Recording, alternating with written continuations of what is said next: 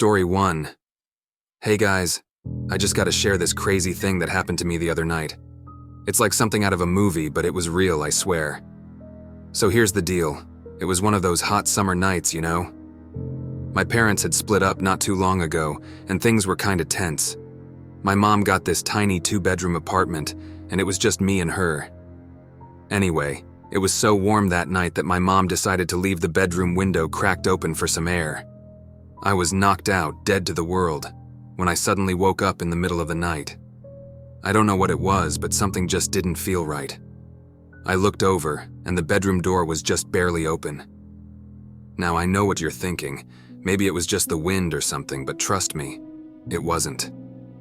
I squinted my eyes in the darkness, and I swear I saw this dude walking out of the bathroom.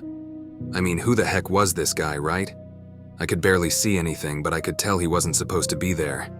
I nudged my mom awake, trying to stay quiet. She freaked out when she saw the guy too. We didn't know what to do, so we did the only thing we could think of. We climbed out of the window and booked it down the street. We were freaking out, man. I've never been so scared in my life. We were pounding on doors, begging for someone to help us. Finally, one of the neighbors called the cops for us. When the cops showed up, they checked out the apartment. And you know what they found? The front door was unlocked. Can you believe that? We had no idea how long that guy had been in there, lurking around in the dark. I don't know who that dude was or what he wanted, but I'm just glad we got out of there in one piece. It's crazy to think that something like that could happen in real life, you know? Anyway, I just wanted to share my story with you guys. Stay safe out there, and always lock your doors, even if you think you're safe. You never know who might be lurking in the shadows.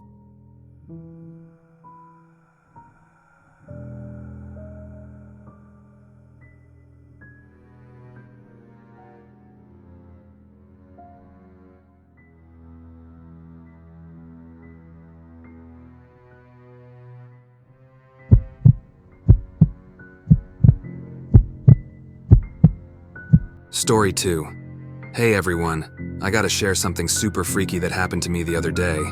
It's got me shook for real. So, here's the deal. I live with my dad, just the two of us. We got this basement where we do our laundry, you know, the usual stuff. Now, I don't usually get spooked easily, but man, this one had me on edge. I was down in the basement doing laundry, minding my own business. Everything seemed normal at first, just the hum of the washer and dryer doing their thing. But then, out of nowhere, the light down there decides to call it quits. I'm talking pitch black, couldn't see my hand in front of my face. Now let me tell you, being in a dark basement all alone is not my idea of a good time. I tried to play it cool, finished up the laundry as fast as I could. But then came the dreaded moment. I had to make the trek back to the stairs. I'm halfway there, heart pounding like crazy, when I hear it. This loud cackle. Man, it sends shivers down my spine. It was like something out of a horror movie, I swear. It sounded like some old witch cackling away in the darkness. I didn't waste a second. I bolted up those stairs like my life depended on it. Locked the basement door behind me just to be safe. I was freaking out, sweating bullets, trying to catch my breath. When my dad got home from work, I told him what happened. I was hoping he'd have some logical explanation, you know. But when he went down to check it out, he came back up and told me there was no one down there. Said my mind must have been playing tricks on me. I don't know, man. Maybe he's right, but there is no way to exit the basement from down there. Maybe it was just my imagination running wild in the dark.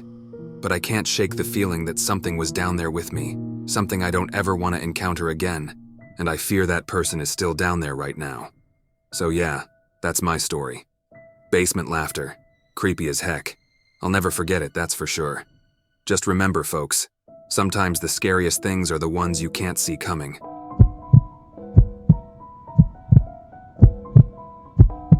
Story 3. Hey everyone, I gotta tell you about this crazy thing that happened to me and my roommate Nancy. It's like straight out of a nightmare, I swear. So here's the deal. Me and Nancy, we're just regular girls, living together in this apartment. We like to hang out, have a good time, you know? So one night, we decided to hit the town with some friends. We were out drinking in some bar, having a blast. But let's just say I may have had a little too much fun and got a little bit too drunk. Fast forward to me stumbling home around midnight, feeling like garbage and in a total state. I make it to my room. But before I know it, I'm throwing up everywhere all over my bedsheets. Gross, I know. So, I walk into Nancy's room and I ask to sleep on the floor. Nancy says yes after some convincing. So I crash on Nancy's floor.